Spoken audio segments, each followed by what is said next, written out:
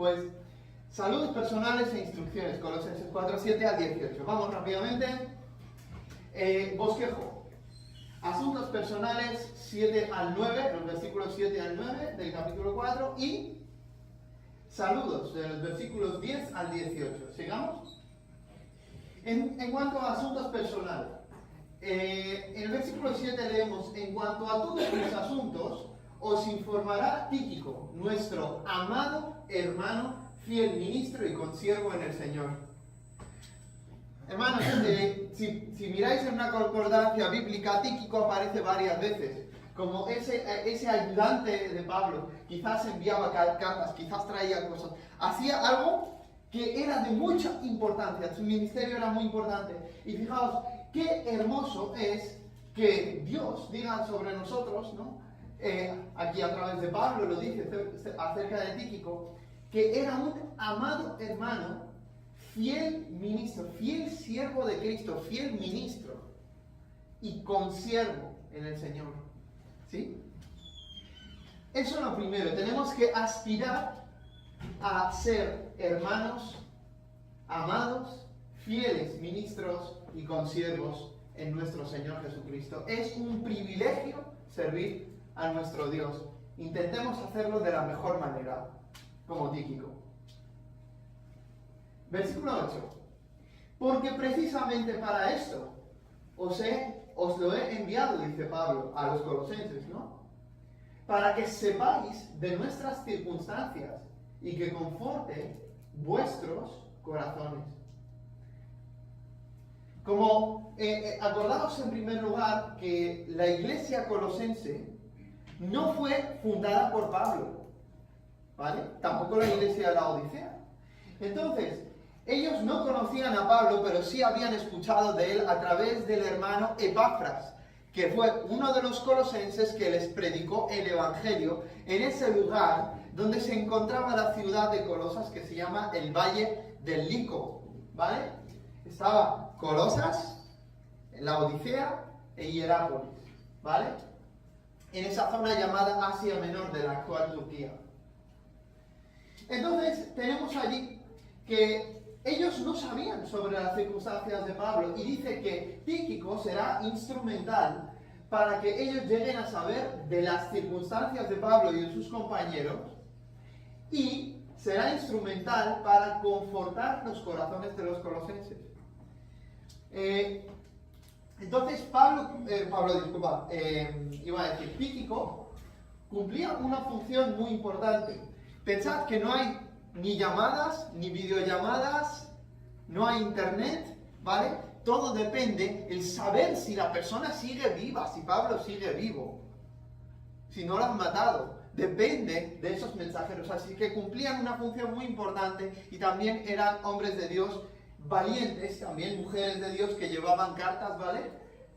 Hombres y mujeres de Dios que hacían una labor impresionante sirviendo a nuestro Señor y dando a conocer tanto las cartas de los apóstoles como de las noticias, peticiones y reprensiones de los apóstoles hacia las personas en la iglesia, ¿no? Dependiendo de las circunstancias de las que estemos hablando. Versículo 9. ¿Y quién viene junto con Tíquico? Onésimo. ¿Os acordáis? Nuestro hermano Juanjo nos estuvo compartiendo de la carta a Filemón el otro día. Y Onésimo, cuyo nombre significa útil, que fue inútil mientras era no creyente y se escapó de su amo y llegó a estar en la cárcel, y ahí conoció a Pablo, y Pablo le predicó el Evangelio y se convirtió en un siervo de nuestro Señor Jesucristo, se había vuelto útil. Y no solamente eso, sino que mirad, y con él Onésimo, fiel y amado hermano.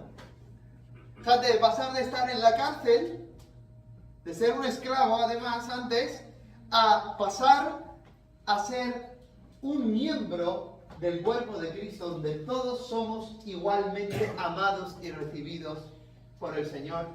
Fiel y amado, hermano. O sea que él ya había demostrado un compromiso y una fidelidad con la causa del Señor.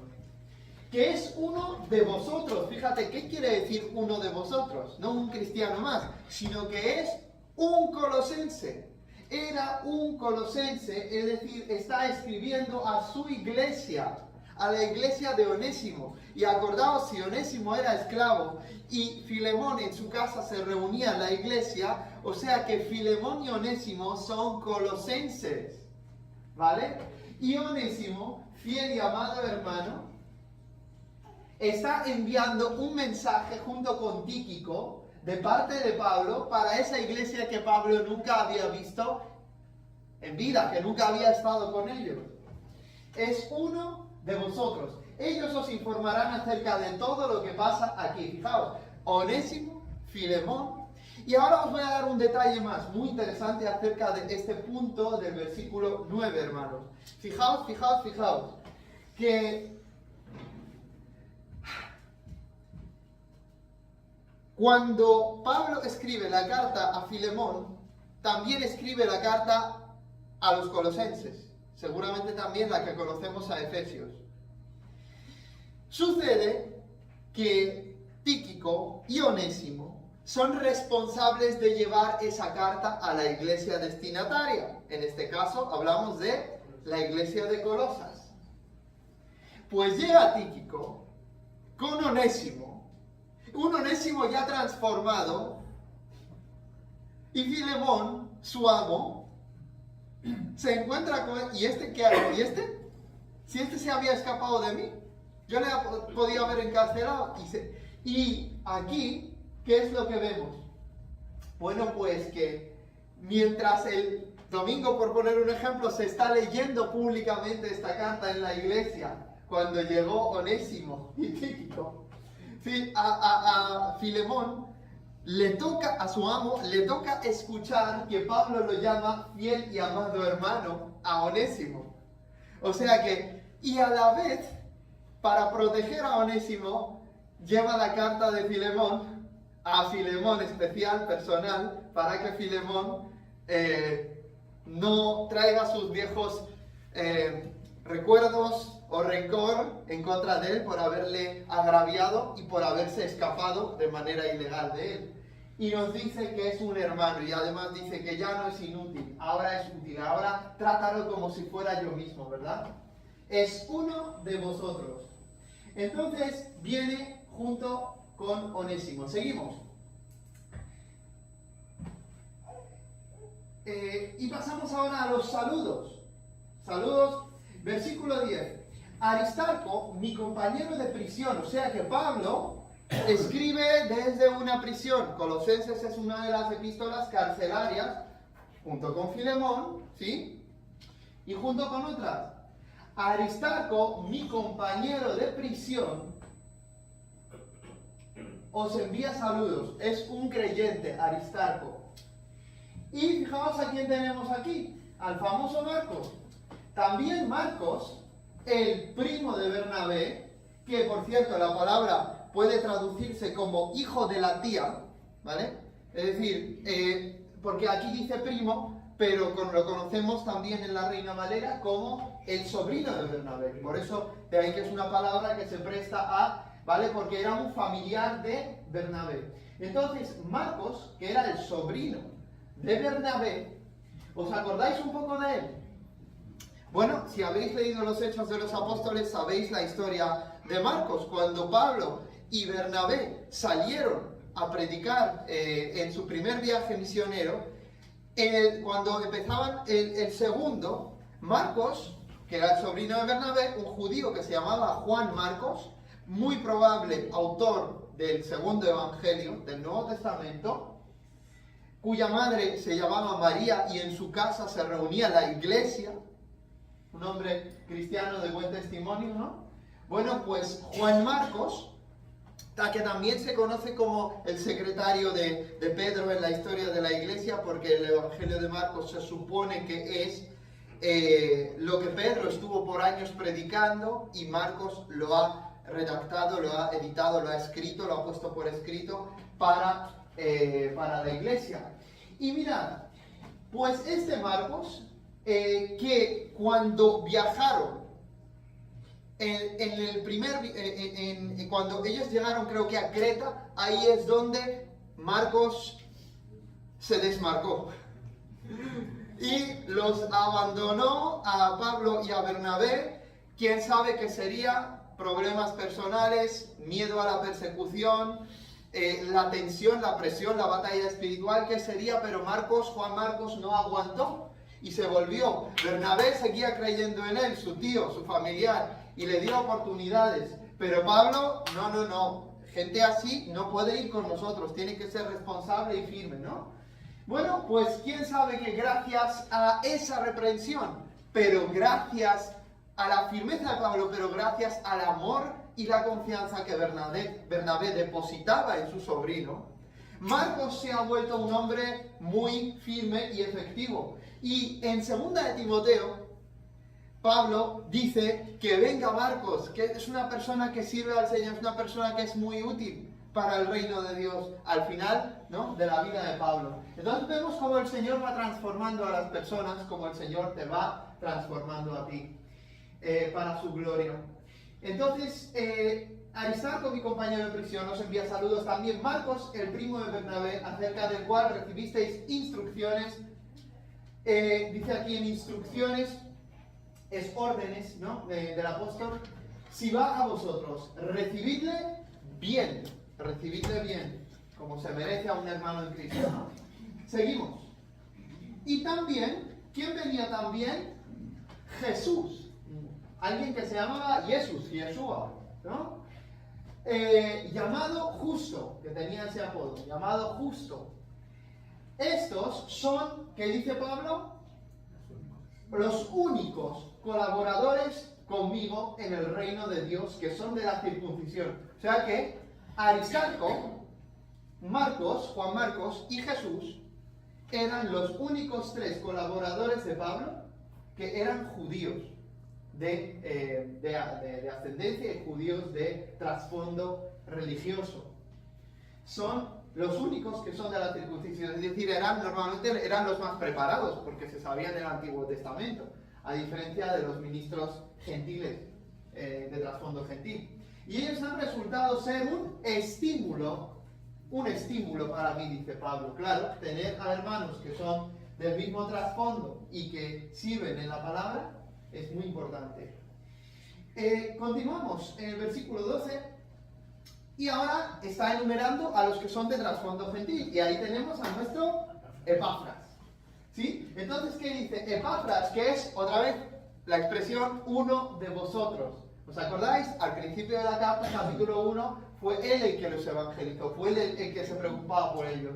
Epafras, que es uno de vosotros, siervo de Jesucristo, esclavo de Jesucristo, os envía saludos siempre, esforzándose intensamente, ¿sí? Intensamente, encarecidamente a favor vuestro en sus oraciones, para que estéis firmes, perfectos, es decir, maduros, y completamente seguros, afianzados en las doctrinas de la palabra, en toda la voluntad de Dios. Ahí tenemos la palabra perfectos, que indica maduros, la palabra seguros, que tiene que ver con perfectos también, ¿no? En toda la voluntad de Dios, ¿vale? Y, o sea que, como vamos a ver, Epafras se lo tomaba muy en serio. Dice, porque les soy testigo de que tiene profundo interés, o sea que se toma mucho trabajo por vosotros y por los que están en la Odisea e Hierápolis, justo a las 3 iglesias del Valle del Lico que os había indicado. Seguimos.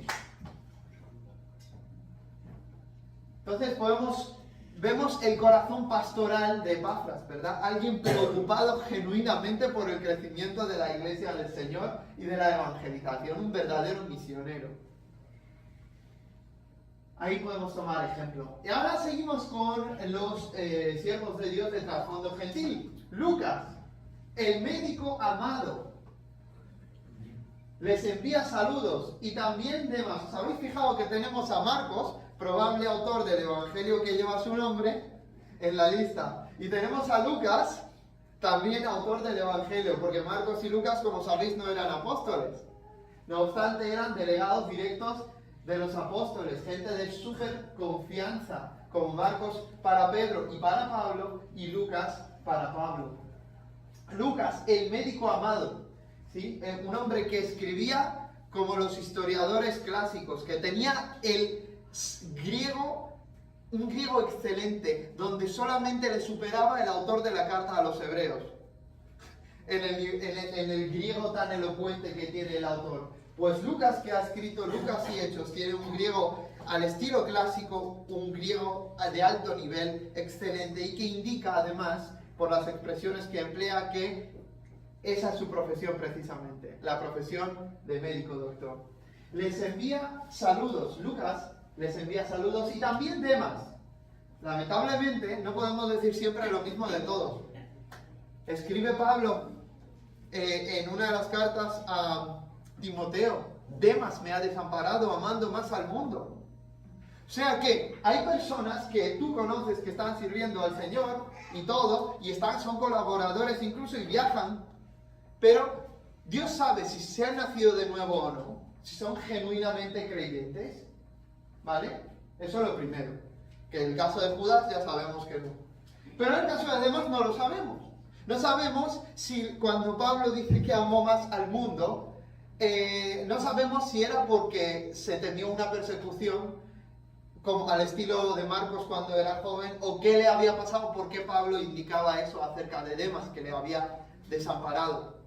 Quizás no era suficiente su valentía o su decisión, no lo sabemos, solo sabemos que lo que dice Pablo acerca de él, pero también era un colaborador del apóstol. Continuamos, siguiente versículo 15. Saluden a los hermanos que están en la Odisea. ¿También a quién? A los de la Odisea, ¿verdad? Otra ciudad, a unos 20 kilómetros de ahí, ¿vale? También a Ninfas y a la iglesia que está en su casa. Efectivamente, al igual que en la casa de Filemón se reunía la iglesia, en la casa de esta mujer llamada Ninfas se reunía la iglesia de la Odisea, ¿verdad? Al parecer. También a Ninfas y a la iglesia que está en su casa. O quizás no sea allí, pero también se le transmiten saludos, ¿vale? Continuamos. Cuando esta carta se haya leído entre ustedes, háganla leer también en la iglesia de los laodicenses. Es decir, esto serán cartas circulares. La carta a los colosenses era para los colosenses, pero no solo para los colosenses. Y no me refiero en el sentido que era palabra de Dios, porque es para todos. Sino que además el propósito era que los de esas iglesias leyesen las mismas cartas y se instruyeran en los pensamientos expresados de Dios a través de Pablo. ¿Entendemos? Entonces, háganla leer también en la iglesia de los laodicenses. Ustedes, por su parte, lean la carta que viene de la Odisea. O sea que también era otra carta circular. La carta de la Odisea, ¿tenían que leerla quiénes? Los colosenses. ¿Sí? Tenía que haber un exchange, ¿sí?, de cartas. Entonces, seguimos con el siguiente versículo, versículo 17. Díganle a Arquipo, cuida, una palabra de exhortación, cuida el ministerio que has recibido del Señor para que lo cumplas. A veces necesitamos que un hermano mayor, maduro en Cristo, nos reprenda y nos diga, oye, ¿qué estás haciendo?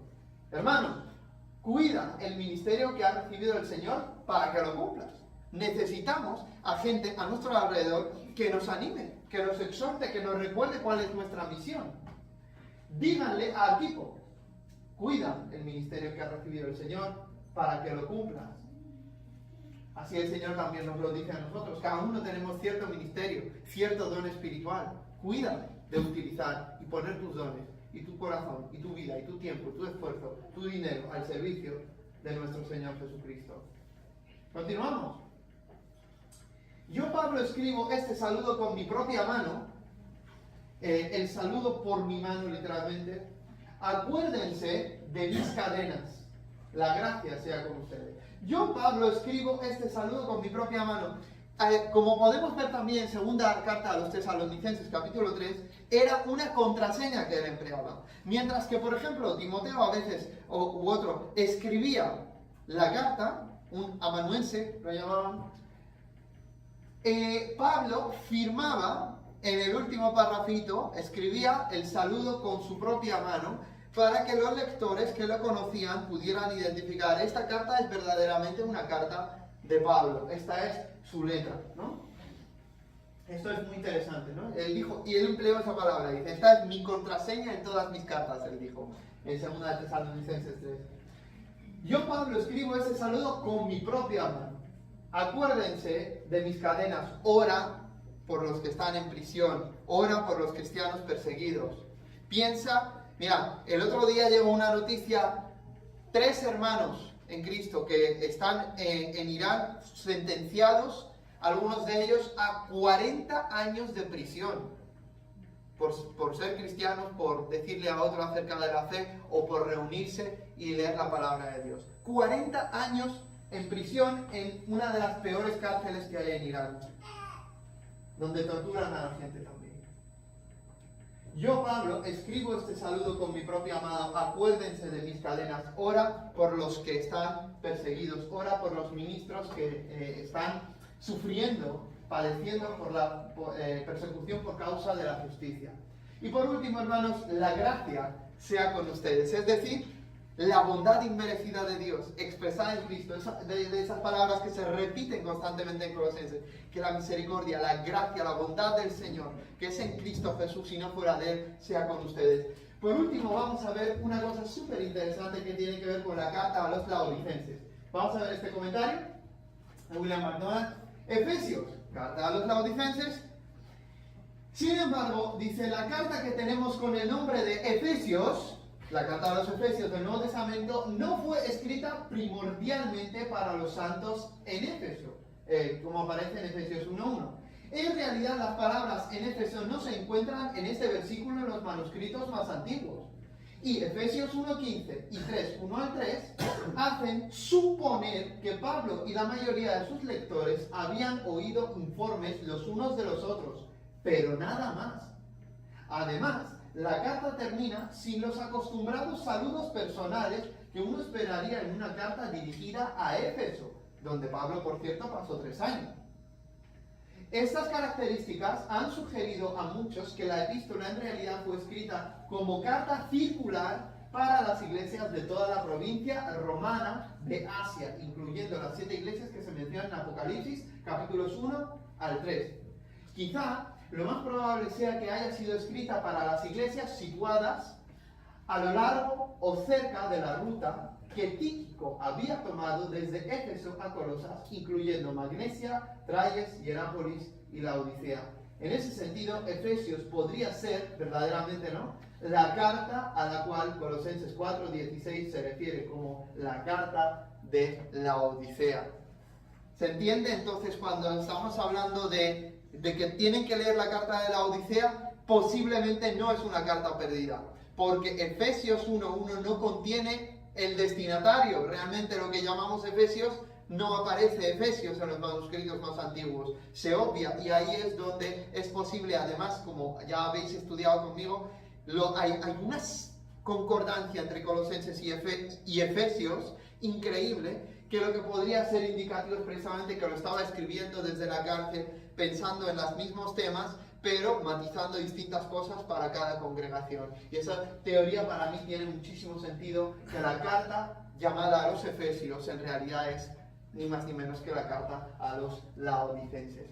Bueno, sin más que añadir, espero que este estudio, espero que este estudio haya servido de edificación y de bendición para todos. Ya llevamos más de 1 año haciendo esto, y que la gracia del Señor sea con vosotros. Amén.